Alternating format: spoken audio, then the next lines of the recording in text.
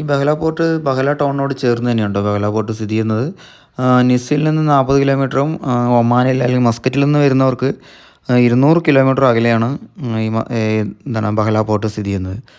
ഇതിൻ്റെ വലിയൊരു പ്രത്യേകത എന്ന് പറയുന്നത് 14 കിലോമീറ്ററോളം ഇതിന് ചുറ്റപ്പെട്ട മതിലാണ് കേട്ടോ. അത് ഏകദേശം പുരാതനമായ രീതിയിലാണ് നിർമ്മിച്ചിരിക്കുന്നതിൽ തന്നെ അത് ഭാഗികമായിട്ടും ഇതിൻ്റെ കുറേ ഭാഗങ്ങളും നശിച്ച അവസ്ഥയിലാണ് ഇന്ന് കാണപ്പെടുന്നത്.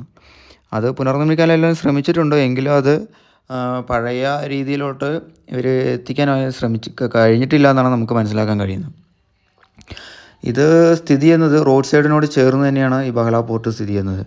അതുകൊണ്ട് തന്നെ ഈ ടൂറിസ്റ്റുകൾക്ക് വരുന്നവർക്കെല്ലാം ഇത് പെട്ടെന്ന് കണ്ടുപിടിക്കാൻ എളുപ്പത്തിൽ നമുക്ക് കണ്ടുപിടിക്കാൻ കഴിയും. ഇത് യുനെസ്കോ പട്ടികയിൽ ഉൾപ്പെടുത്തിയിട്ടുള്ള കോട്ടയാണ് കേട്ടോ. അത് കൂടാതെ രാജ്യത്തിലെ ഏറ്റവും വലിയ കോട്ടകളിൽ ഒന്നാണ് ഈ ബഹല കോട്ട എന്നറിയപ്പെടുന്നത്.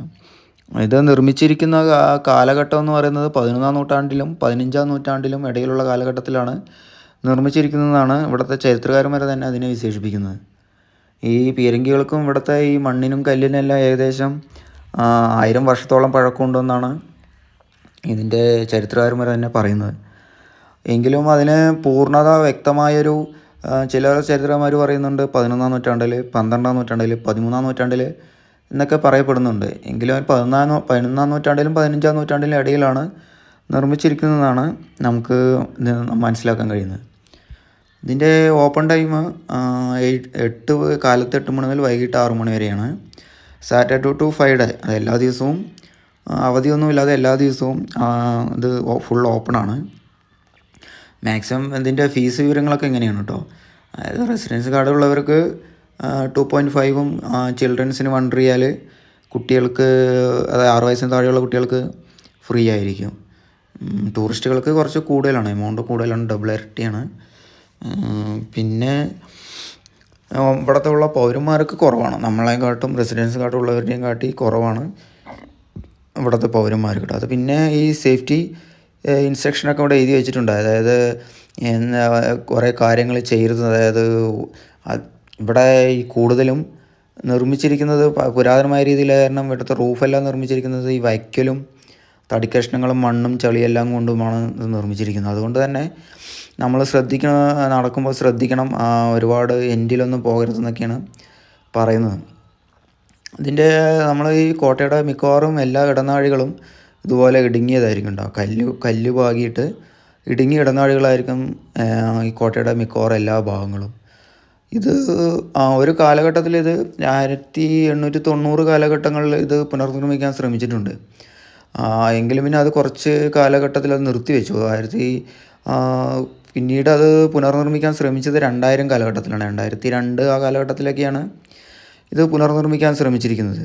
പുനർനിർമ്മിക്കാൻ ശ്രമിച്ചിരിക്കുന്ന സമയത്ത് ഇവരുടെ മെയിൻ വെല്ലുവിളിയായിരുന്നു ഇതിനെ പഴമ നിലനിർത്തിക്കൊണ്ട് തന്നെ പുതുതായി ആധുനിക രീതിയിൽ നിർമ്മിക്കുകയും വേണം, എങ്കിലും അതിൻ്റെ പഴമ ഒട്ടും നഷ്ടപ്പെടാത്ത രീതിയിൽ അത് നിർമ്മിക്കുകയും വേണം എന്നാണ് ഇവിടുത്തെ ഇതിൻ്റെ ഭരണാധികാരികൾ നേരിട്ട പ്രധാനപ്പെട്ട ഒരു വെല്ലുവിളി. അത് നമുക്കിവിടെ കാണാൻ കഴിയുന്നുണ്ട്. അത് നമ്മുടെ ഈ കോട്ടയിലെ പല ഭാഗങ്ങളും പുനർനിർമ്മിച്ചിട്ടുണ്ട്, എങ്കിലും അതിൽ പഴമ അവർ ഒട്ടും നഷ്ടപ്പെടാത്ത രീതിയിൽ തന്നെയാണ് ഇത് നിർമ്മിച്ചിരിക്കുന്നത്. ഈ കോട്ടയുടെ ഏറ്റവും വലിയ ഭൂരിഭാഗം ഭാഗങ്ങളും നിർമ്മിച്ചിരിക്കുന്നത് മണ്ണും ചളി, വൈക്കൽ, വേവാത്ത ഇഷ്ടിക എന്നിവ കൊണ്ടൊക്കെയാണ് നിർമ്മിച്ചിരിക്കുന്നത്. അതുകൊണ്ട് തന്നെ ഇത് ഈ മഴ പെയ്യുന്ന സമയത്തൊക്കെ കൂടുതലും നാശനഷ്ടങ്ങൾ ഉണ്ടാക്കിയിട്ടുണ്ട്. ഈ കോട്ടയുടെ ഏറ്റവും വലിയൊരു പോരായ്മയാണ് ഇവിടുത്തെ ഡ്രെയിനേജ് സിസ്റ്റം. അതായത് മഴ പെയ്യുന്ന വെള്ളം ഒലിച്ചു പോകാനുള്ള സൗകര്യങ്ങളൊന്നും ഇവിടെ കുറവാണ്. അതുകൊണ്ട് തന്നെ മഴ ഇവിടെ കുറവായിരിക്കും പൊതുവെ, എങ്കിലും കുറേ ഭാഗങ്ങളെല്ലാം ഈ ഡ്രെയിനേജ് അതിലെ പോരായ്മ കൊണ്ട് തന്നെ കേടുവന്നു. അതുപോലെ പിന്നീട് ഈ കുടിവെള്ളം സൗകര്യക്കുറവുണ്ട്. അതായത് വെള്ളത്തിനുള്ള ഒരുപാട് കാലം പഴക്കമുള്ള കാരണം തന്നെ കുടിവെള്ളത്തിൻ്റെ വളരെ ഒരു പ്രശ്നം ഇവർ അനുഭവിച്ചിരുന്നു. ഇതെല്ലാം ഇവർ പുനർനിർമ്മിച്ചിരിക്കുന്നു കേട്ടോ. ആധുനിക രീതിയിൽ തന്നെ ഇവർ പുനർനിർമ്മിച്ചിരിക്കുന്നതാണ്. കുറേ ഭാഗങ്ങൾ നമുക്ക് കാണാൻ കഴിയും. ഇത് ബഹല പോർട്ടാണ്. ഇത് പിന്നെ മോസ്ക് ഉണ്ട്, അത് തൊട്ടപ്പുറത്താണ്. അതിപ്പോൾ എന്തോ വർക്കും കാര്യങ്ങളൊക്കെ ചെയ്തിരിക്കുന്ന കാരണം അത് അടച്ചിട്ടിരിക്കുകയാണ്. അത് നമുക്ക് ഇത് ചില്ല് ഗ്ലാസ് എല്ലാം കണ്ടോ, അത് നമുക്ക് അകത്തോട്ട് ഈ കോട്ടയുടെ അകത്തോട്ട് പ്രകാശം വരാൻ വേണ്ടി വെച്ചിരിക്കുന്നതാണ്. നമുക്ക് കാണാം ഈ കോട്ടയുടെ മിക്കവാറും എല്ലാ ഭാഗങ്ങളും കുറേ എല്ലാം നശിച്ചുകൊണ്ടിരിക്കുകയാണ്. എങ്കിലും അവർ ഈ നശിക്കുന്നതനുസരിച്ചിട്ട് പുനർനിർമ്മിക്കാനെല്ലാം ശ്രമിക്കുന്നുണ്ട്. ഈ കോട്ട എങ്ങനെയാണ് നിലവിൽ വന്നിരിക്കുന്നതെന്ന് ഇവിടെ ചരിത്രകാരന്മാരെല്ലാം പറയുന്നത്, ഈ മധ്യകാല ഇസ്ലാം കാലഘട്ടത്തിൽ അവിടെ സ്ഥിര താമസക്കാരാക്കിയ ഗോത്രവർഗ്ഗക്കാരുണ്ട്.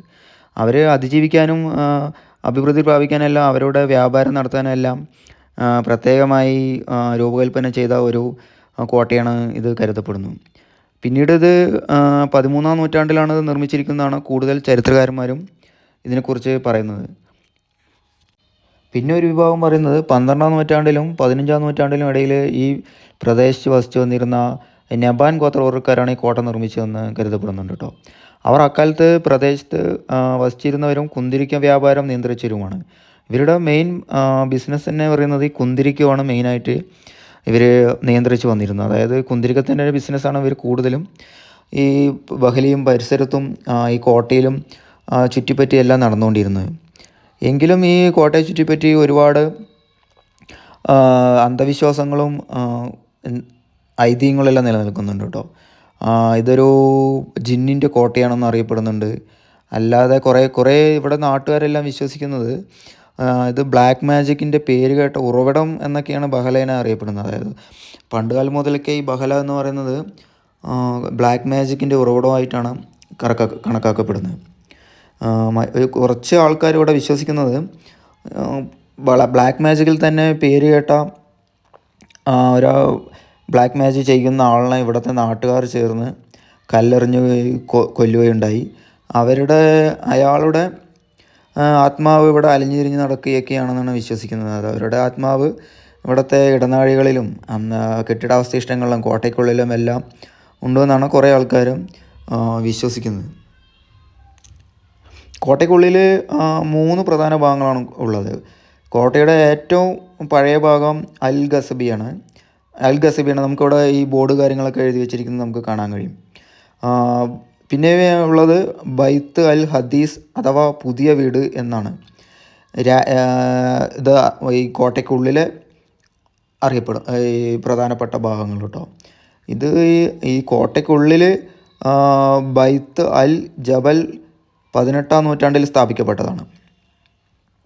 ഈ ബഹലാപോർട്ടിൻ്റെ മെയിൻ ഒരു പോരായ്മ എന്ന രീതിയിൽ നമുക്ക് പറയാൻ കഴിയുന്നത്, ഇത് നിർമ്മിച്ചിരിക്കുന്നത് വേവിക്കാത്ത ഇഷ്ടിക, പിന്നെ പെട്ടെന്ന് നമുക്ക് ദ്രവിച്ചു പോകും. അതുകൊണ്ട് തന്നെ ഈ മഴ പെയ്യുന്ന സമയത്തൊക്കെ ഇത് പെട്ടെന്ന് നശിച്ച് ഇതിൻ്റെ കേടുപാടുകളെല്ലാം കൂടുതലും അങ്ങനെയാണ് ഉണ്ടായിരിക്കുന്നത്. അതുകൊണ്ട് തന്നെ ഇതിൻ്റെ മെയിൻ പോരായ്മ ഒന്ന് അതാണ്. പിന്നെ ഉള്ള മെയിൻ പോരായ്മ എന്ന് പറയുന്നത് ഇതിന് ഡ്രെയിനേജ് സിസ്റ്റമാണ്. വളരെ ബുദ്ധിമുട്ടാണെന്നായിട്ട് കാണാൻ കഴിയും.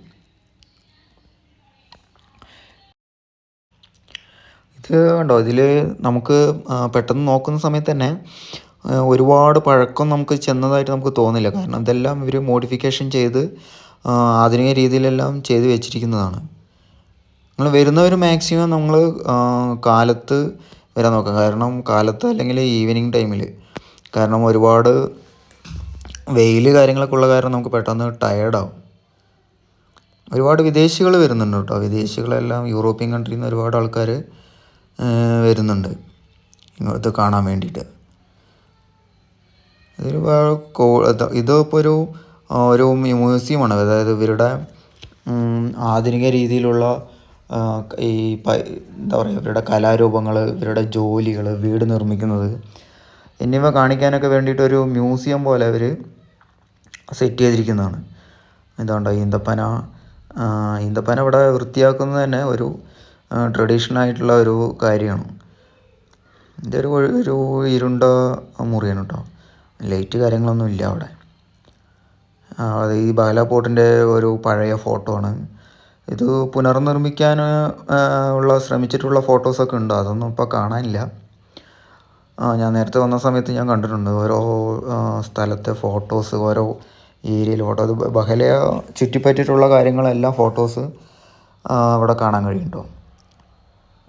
നമുക്ക് മാക്സിമം നിങ്ങൾ വരുന്ന സമയത്ത് ഒരു 2 മണിക്കൂറെങ്കിലും ഇവിടെ സമയം ചിലവാക്കുന്ന രീതിയിൽ വേണം ഇവിടെ വരാൻ.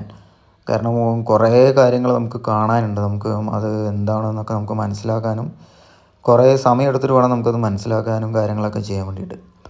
മാക്സിമം ഒരു 2-2.5 മണിക്കൂറെങ്കിലും കിട്ടിയാൽ നമുക്ക് ഈ കോട്ട പൂർണ്ണമായിട്ട് നമുക്ക് കാണാൻ പറ്റുള്ളൂ. ഇതിപ്പോൾ ഞാൻ ബഹല ഈ പോർട്ടിൻ്റെ മാത്രമാണ് വീഡിയോ ഇട്ടിരിക്കുന്നത്. ഇതിൻ്റെ തൊട്ടപ്പുറത്ത് മോസ്ക് ഉണ്ട്.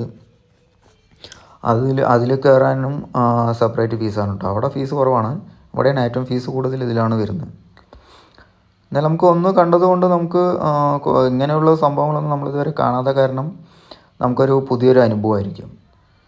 ഇതിൻ്റെ റൂഫ് എല്ലാം ചെയ്തിരിക്കുന്നുണ്ട്. അതിങ്ങനെ ചെറിയൊരു വൈക്കോൽ പോലത്തെയും പിന്നെ തടിക്കഷ്ണങ്ങൾ ഉപയോഗിച്ചുകൊണ്ടാണ് ഈ കോട്ടയുടെ ഭൂരിഭാഗം എല്ലാ ഭാഗങ്ങളും നിർമ്മിച്ചിരിക്കുന്നത്.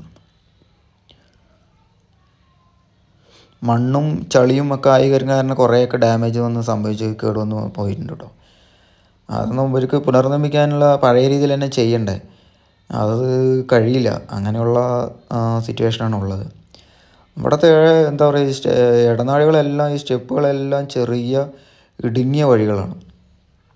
ഈ കോട്ടയുടെ നമ്മൾ ഈ വിൻഡോയിൽ കൂടെ കാണുന്നത് എല്ലാം നല്ല മനോഹരമായ കാഴ്ചകളാണ് നമുക്ക് കാണാൻ. പെട്ടെന്ന് നമുക്ക് കൂടുതലും അതിന് നമുക്ക് പെട്ടെന്ന് ഈ കോട്ടയിലൂടെ വന്ന് നോക്കുന്ന സമയത്ത് നമുക്ക് പെട്ടെന്ന് ഭംഗി ആയിട്ട് തോന്നും. ഇത് വളരെ ഞാൻ കയറുന്ന സ്റ്റെപ്പ് നമുക്ക് ചവിട്ടുന്ന സമയത്ത് താഴെ പോകുന്ന വിധത്തിലുള്ള രീതിയിലാണ് നമുക്ക് പെട്ടെന്ന് തോന്നുന്നത്. മണ്ണെല്ലാം ഇളകി റോഡ് സൈഡിൽ നമുക്ക് ഈ പെട്ടെന്ന് ഈ ഇതിൽ കൂടെ കാണുന്നത് റോഡ് സൈഡ് തന്നെയാണ് കേട്ടോ. റോഡ് സൈഡ് മെയിൻ റോഡാണ്, ഹൈവേ ആണ് ഇത് കാണുന്നത്. ഈ ബഹല അൽഹംറ റോഡാണ് ഈ കാണുന്നത്. ഒരുപാട് ഈ പ്രദേശത്ത് തന്നെ ബഹല എന്ന് പറയുന്ന പ്രദേശത്ത് തന്നെ ഒരുപാട് ഇതുപോലെ വീടുകൾ ഒരുപാടുണ്ട് കേട്ടോ. വില്ലേജ് മഡ് വില്ലേജ് എന്നൊക്കെ പറഞ്ഞിട്ട് ഒരുപാടുണ്ട്. കുറേ ഇടുങ്ങിയത് എന്തിനാണെന്ന് നമുക്ക് പെട്ടെന്ന് മനസ്സിലാകും. അങ്ങനെയുള്ള കുറേ ഇടുങ്ങിയ റൂമുകളോ അല്ലെങ്കിൽ ചെറിയ ചെറിയ സ്റ്റോർ റൂം പോലെയൊക്കെ നമുക്ക് കാണാൻ കഴിയും. ഇതിൽ കോട്ടയ്ക്കുള്ളിൽ കുറേ ഈ കൂമ്പാരങ്ങൾ അല്ലെങ്കിൽ ചെറിയ ചെറിയ പാറക്കെട്ടുകൾ പോലത്തെ ഉണ്ട്. അതെല്ലാം അവർ നീക്കാൻ ചെയ്യാതെ തന്നെയാണ് നിർമ്മിച്ചിരിക്കുന്നത്. ഒരുപാട് ടൂറിസ്റ്റുകളെല്ലാം വരുന്നുണ്ട് കേട്ടോ. ഇപ്പോൾ ഇനിയിപ്പോൾ സീസണല്ല, ഇനി നോമ്പ് കഴിഞ്ഞിട്ടുണ്ടെങ്കിൽ ഒരുപാട് ടൂറിസ്റ്റുകളെല്ലാം വരും. ഇത് മേലോട്ടുള്ളൊരു വഴിയായിരുന്നു, ഇപ്പോൾ അത് അടച്ചിരിക്കുകയാണ്. അവിടെ ഈ മതിലൊക്കെ ഇടിഞ്ഞിരിക്കുന്ന കാരണം അത് അടച്ചു വെച്ചിരിക്കുകയാണ്. 2 ഡോറുണ്ട്, 2 ഡോറും ക്ലോസ് ചെയ്ത് ലോക്ക് ചെയ്ത് വെച്ചിരിക്കുകയാണ്. ഇതെല്ലാം കണ്ടോ, ഇത് വളരെ നമ്മൾ നേരത്തെ എല്ലാം നമ്മുടെ നാട്ടിൽ മണ്ണ് വെച്ച് ഉണ്ടാക്കുന്നത് പോലെ ഉള്ള ഇതായിട്ടാണ് നമുക്ക് തോന്നുന്നത്.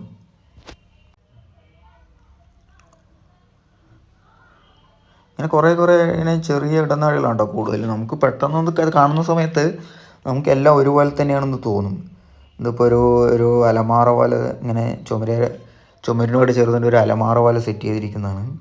ഇതൊക്കെ പഴയ തന്നെയാണ് കേട്ടോ, ഇവരൊന്നും ചെയ്തിട്ടല്ല, പഴയ രീതിയിൽ. ഇതേപോലെ കുറേ ഈ അലമാറ പോലെയുള്ളത് കുറേ നമുക്ക് കാണാൻ കഴിയുന്നുണ്ട്. കുറേ ഭാഗങ്ങളിൽ ഇങ്ങനെയുള്ളതെല്ലാം കാണാൻ കഴിയും. അതുകൊണ്ട് ഒന്നിൽ നിന്ന് മറ്റൊരു റൂമിലോട്ട് പോകുന്ന പോലെ അങ്ങനെ കുറേ അതിൻ്റെ ഇടയിലൊരു വിൻഡോ. എന്തിനാണ് നമുക്കതിനെ പെട്ടെന്ന് എന്തിനാണ് ഇങ്ങനെ നിർമ്മിച്ചിരിക്കുന്നതൊക്കെ നമുക്ക് തോന്നും. നമുക്ക് ഇതുവരെ നമ്മൾ കാണാത്ത ആൾക്കാർക്കൊക്കെ അതൊരു പുതിയൊരു അനുഭവമായിരിക്കും കേട്ടോ. നമുക്ക് ഇങ്ങനെയുള്ളത് നമ്മളൊന്നും ഇതുവരെ കണ്ടിട്ടുണ്ടാവില്ല. ഇതൊരു രഹസ്യ അറ പോലെ അതിനകത്തോട്ട് ലോക്ക് ചെയ്ത് അതിനകത്തോട്ട് ഇറങ്ങി പോകുന്നത്, അതൊക്കെ ലോക്ക് ചെയ്ത് വെച്ചിരിക്കുകയാണ്. കുറേ ഉണ്ട് ഇങ്ങനെ അലമാറകൾ പോലെയുള്ള സെറ്റ് ചെയ്തിരിക്കുന്നത് കുറേ ഉണ്ട്. വാതിലുകൾക്കെല്ലാം വളരെ പഴക്കം ചെന്നതായിട്ടാണ് തോന്നുന്നത്.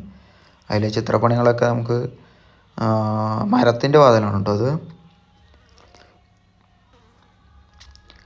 ഞാൻ പറഞ്ഞില്ല, അതിനുള്ള ഈ പാറകളെല്ലാം അല്ലെങ്കിൽ മൺകൂനകളെല്ലാം അങ്ങനെ തന്നെ അത് ഒഴിവാക്കിയിട്ടില്ല. അത് പണ്ടത്തെ കാലത്ത് മുതൽ അതങ്ങനെ തന്നെയാണ്. അത് ഉള്ളിൽ അങ്ങനെ നമുക്ക് കുറേ ഭാഗങ്ങളിൽ ഇങ്ങനെ ഈ പാറക്കെട്ടുകൾ നമുക്ക് കാണാൻ കഴിയും.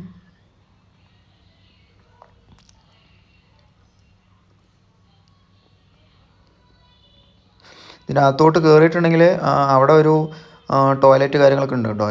ജെൻസിനും ഗേൾസിനും എല്ലാം ഇതിന് ടോയ്ലറ്റെല്ലാം അവർ സെറ്റ് ചെയ്ത് വെച്ചിട്ടുണ്ട്. ഇതിപ്പോൾ പോകുന്നത് ഈ കോട്ടയുടെ അറ്റത്തോട്ടാണ് പോകുന്നത്. ഇത് കഴിഞ്ഞിട്ടുണ്ടെങ്കിൽ പിന്നെ മേലോട്ട് കയറി നമുക്ക് ചുറ്റും ഈ ഹൈവേ കാര്യങ്ങളെല്ലാം നമുക്ക് ഇതിലൂടെ കാണാൻ കഴിയും. ഇപ്പോൾ ഈ സീസൺ അല്ലാത്ത സമയത്താണ് ഇവിടെ അങ്ങനെ തിരക്ക് കുറവ്. സീസൺ ആണെങ്കിൽ ഇതിന് ഇവിടെ ഷോപ്പുകളെല്ലാം വരും. ഇതിന് ഇവിടെ എല്ലാം നിറയെ ഷോപ്പുകളും ആൾക്കാരും എല്ലാം കച്ചവടക്കാരെല്ലാം വരും. ഈ ചെറിയ ചെറിയ ഈ പെട്ടി പോലെ കാണുന്നതെല്ലാം ഓരോരോ സ്റ്റാൾ ഇടാനാണ്. ഇപ്പോൾ ഓരോരുടെ പുരാതന രീതിയിലുള്ള കാര്യങ്ങളെല്ലാം മണ്ണ് കൊണ്ടിട്ടുള്ളത്, ബെഡ് ഷീറ്റ്, പിന്നെ പായകൾ, അങ്ങനെയുള്ള കാര്യങ്ങളെല്ലാം ഈ ഇങ്ങനെയുള്ള ഈ സീസൺ സമയത്ത് നമുക്ക് കാണാൻ കഴിയും. ഓഫ് സീസണിലൊന്നും കാണില്ല കേട്ടോ. ഇതൊരു പണ്ടത്തെ ഒരു കിണറാണ്.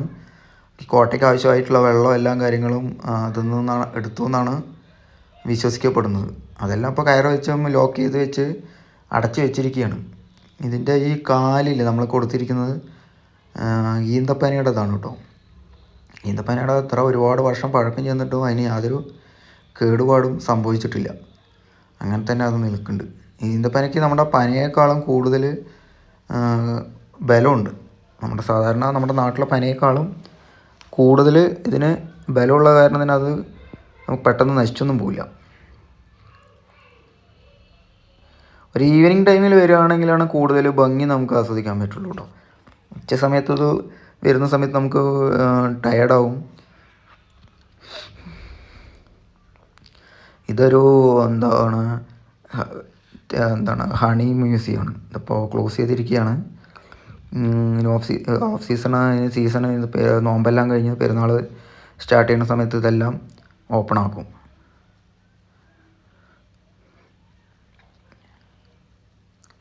എല്ലാം ഈ കോട്ടയുടെ ഒരു 95% ഈ മണ്ണുകൊണ്ട് തന്നെ നിർമ്മിച്ചിരിക്കുന്നതാണ് കേട്ടോ.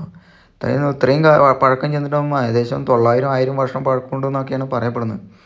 എന്നിട്ട് ഇതിൽ നമുക്ക് അത്ര ഡാമേജ് ആയിട്ടൊന്നും നമുക്ക് തോന്നാൻ കഴിയില്ല. ഇവിടെ നമ്മൾ മലയോട്ട് കയറി പോകുന്ന സമയത്ത് ശ്രദ്ധിക്കണം. ഇത് പെട്ടെന്ന് താഴെ പോകാനുള്ള ചാൻസൊക്കെ കൂടുതലാണ്.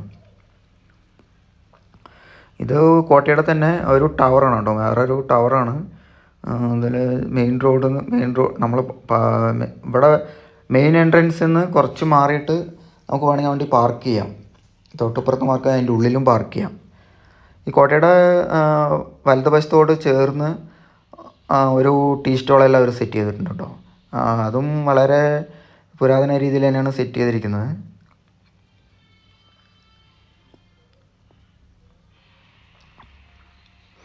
കൂടുതലും ഈ ടൂറിസ്റ്റുകൾ വരുന്നത് യൂറോപ്യൻ കൺട്രിയിൽ നിന്നാണ് കൂടുതലും വരുന്നത് കാണുന്നത്. ഞങ്ങൾ പോയ സമയത്ത് തന്നെ ഒരുപാട് ആൾക്കാർ, ഇപ്പോഴല്ല മുൻപ് വരുന്ന സമയത്ത് ഒരുപാട് ആൾക്കാർ വന്നിട്ടുണ്ട്. ഇപ്പോൾ സീസൺ ഒന്നാമത്തെ സമയം ഉച്ച സമയമാണ്, അതുകൊണ്ട് തന്നെ ഇതിൽ ആൾക്കാർ കുറവാണ്. കോട്ടയുടെ എല്ലാ ഭാഗത്തും നമുക്ക് ഇതേപോലെ ഇങ്ങനെ ഏകദേശം ഒരുപോലെ തന്നെയായിട്ട് നമുക്ക് തോന്നുന്നുണ്ടോ. ഇതെല്ലാം ഒരു ഓപ്പൺ മതിൽ പോലെ കെട്ടി അങ്ങനെ ചെയ്തിരിക്കുന്നതാണ്.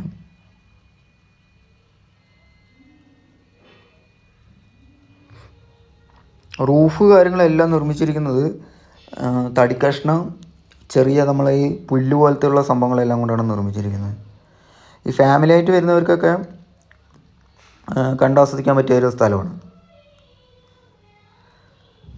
ഇതുകൂടാതെ മോസ്ക് പറഞ്ഞ സ്ഥലമുണ്ട്, അവിടെയും നമുക്ക് പോയി കാണാവുന്നതാണ് കേട്ടോ. ഞാൻ സമയമില്ലാത്ത കാരണം അങ്ങോട്ട് പോകുന്നില്ല. ഞാൻ പറഞ്ഞ 14 കിലോമീറ്ററോളം ചുറ്റപ്പെട്ട ഒരു മതിലുണ്ട് കേട്ടോ. അതാണ് ഇവിടുത്തെ ഏറ്റവും വലിയ പ്രത്യേകത. ചുറ്റും മലകളാലും കാണപ്പെടുന്നുണ്ട്. ഇതാണ് ഏകദേശം ഒരു 14 കിലോമീറ്ററോളം ഇങ്ങനെ ഈ മണ്ണുകൊണ്ടുള്ള മതിൽ ഈ കോട്ടയ്ക്ക് ചുറ്റും നമുക്ക് കാണാൻ കഴിയും. അതിൽ കുറേയൊക്കെ ഇപ്പോൾ നശിച്ചു പോയിട്ടുണ്ട്. ഈ മഴയൊക്കെ കാരണം ഈ മണ്ണൊക്കെ ഒലിച്ചു പോയി അങ്ങനെയൊക്കെ നശിച്ചു പോയിട്ടുണ്ട്. കുറേ മൺവീടുകളുണ്ട് കേട്ടോ. അതെല്ലാം കുറേ ആൾക്കാർ ഇവിടെ മോഡിഫൈ ചെയ്ത് ഉപയോഗിക്കുന്നുണ്ട്. അതായത് പുനർനിർമ്മിച്ചിട്ട് അത് ഉപയോഗിച്ച് വരുന്നുമുണ്ട്. ഇപ്പോൾ ആൾക്കാരെല്ലാം അത് താമസിച്ച് വരുന്ന കാണുന്നുണ്ട് നമുക്ക്.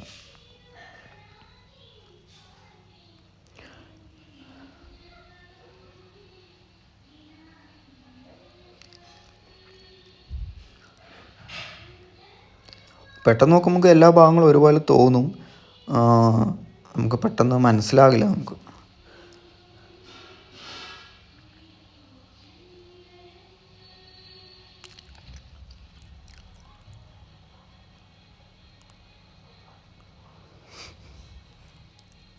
മഡ് ടവറാണ് കേട്ടോ. അത് കോട്ടയിൽ കുറേ ഭാഗങ്ങളിൽ ഒരു 4-5 മഡ് ടവറായിട്ട് നമുക്ക് കാണാം. അതായത് മേലെ കയറി നിന്ന് വീക്ഷിക്കാമെന്നുള്ള രീതിയിലാണ്, നോക്കുന്ന രീതിയിലാണ് ഇത് നമുക്ക് തോന്നുന്നത്.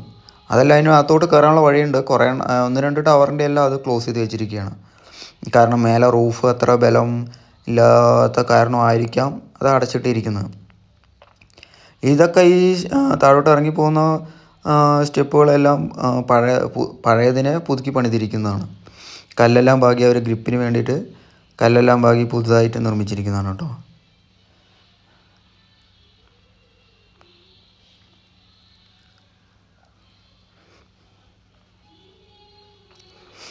ഒരു 3 മണിക്കൂറെങ്കിലും നമ്മൾ 2.5-3 മണിക്കൂറെങ്കിലും നമ്മൾ അതിനകത്ത് 2 മണിക്കൂറെങ്കിലും മാക്സിമം വന്ന് നമുക്കതിനകത്ത് ചിലവാക്കിയാലേ നമുക്കത് പൂർണ്ണമായിട്ടും കാണാൻ കഴിയുള്ളൂ. അതിനകത്തൊരു കോഫി ഹൗസ് ഉണ്ട്. അത്യാവശ്യം കുറച്ച് സാധനങ്ങളെല്ലാം ഈ കോഫി, കൂൾ ഡ്രിങ്ക്സ് അങ്ങനെയുള്ളതെല്ലാം അതിനകത്ത് കിട്ടുന്നുണ്ട്. അതിന് പ്രൈസും കൂടുതലാണ്. ചില സാധനങ്ങൾക്ക് പ്രൈസ് കൂടുതലാണ്, ചിലതിന് പ്രൈസ് കുറവാണ്. അതിനുള്ളിൽ വളരെ അതിമനോഹരമായിട്ട് അവർ അതിനെ ഡെക്കറേഷൻ ചെയ്തിട്ടുണ്ട് കേട്ടോ. ഈ മിനിയേച്ചർ രൂപത്തിലുള്ള കുറേ കാര്യങ്ങളെല്ലാം നമുക്ക് അതിനകത്ത് കാണാൻ കഴിയും.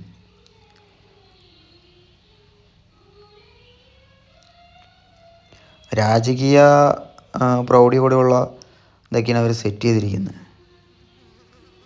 അതിനകത്ത് നമുക്ക് വന്ന് ഫുഡെല്ലാം കഴിച്ച് അങ്ങനെ ചെറിയ ഒരുപാട് വലിയ ഫുഡുകളൊന്നും ഉണ്ടാവില്ല. ഈ ബേക്കറി ഐറ്റങ്ങൾ, കേക്ക്, കൂൾ ഡ്രിങ്ക്സ് അങ്ങനെയുള്ള എല്ലാം ആയിരിക്കും ഇവിടെ കിട്ടുക. ഇതുകൊണ്ട് ഒരു പീരങ്കി പകുതി നശിച്ചു പോയിരിക്കുന്നു.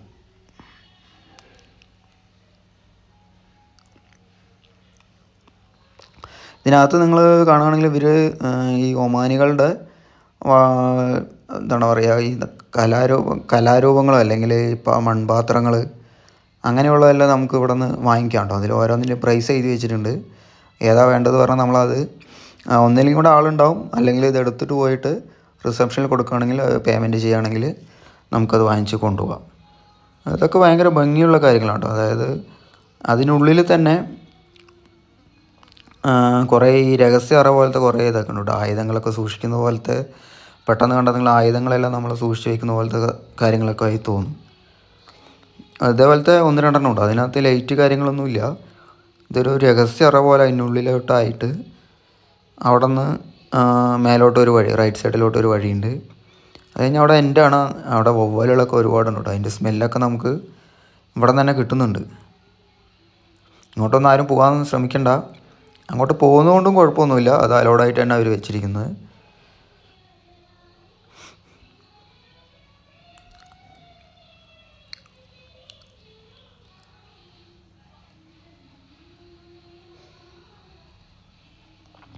ഒരിക്കലെങ്കിലും നിങ്ങൾ വന്ന് കാണേണ്ട ഒരു സ്ഥലം തന്നെയാണ് കേട്ടോ അത്. ഇവിടെ അടുത്തുള്ള ആൾക്കാരാണെങ്കിലും മസ്കറ്റ് ആ ഭാഗത്തുള്ളവരാണെങ്കിലും ഒരിക്കലും വന്ന് കാണേണ്ട ഒരു പോർട്ട് തന്നെയാണ് ഇത്, ഈ ബഹല പോർട്ട് എന്ന് പറയുന്നത്.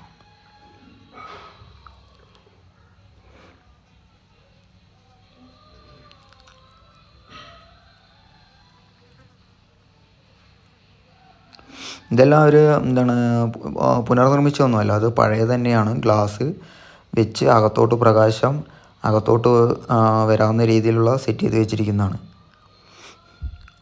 ഫുള്ള് മൺചുമരാണ് കേട്ടോ. മണ്ണാണ് നമുക്ക് ഫുള്ള്, എവിടെ നോക്കിയാലും മണ്ണാണ് നമുക്ക് കാണാൻ കഴിയുക.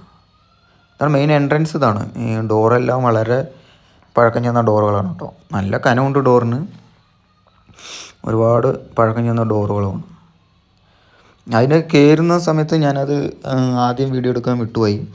കയറുന്ന സമയത്ത് ഇവരുടെ പഴക്കം ചെന്ന പാത്രങ്ങളും അതൊക്കെ പാത്രങ്ങളാണ് കേട്ടോ. അതൊരു അതിൻ്റെ ഒരു ഡാമേജ് എല്ലാം സംഭവിച്ചിട്ടുണ്ട്. അവരുടെ പായ, ഈന്തപ്പന കൊണ്ടുള്ള ഒരു ചൂല്, അവർ ഇരിക്കാൻ ഉപയോഗിക്കുന്നത്, സ്റ്റോർ ചെയ്യാനുള്ള പാത്രങ്ങൾ. ഇതിൻ്റെ റൂഫ് എല്ലാം നിർമ്മിച്ചിരിക്കുന്നത് ഒരേ രീതിയിൽ തന്നെയാണ് നിർമ്മിച്ചിരിക്കുന്നത്. ഇതിപ്പോൾ അവരെന്തോ പറയുന്നത് വെപ്പണും സ്റ്റഫെല്ലാം സൂക്ഷിച്ച് വയ്ക്കുന്ന അറയായിട്ടാണ് പറയുന്നത്.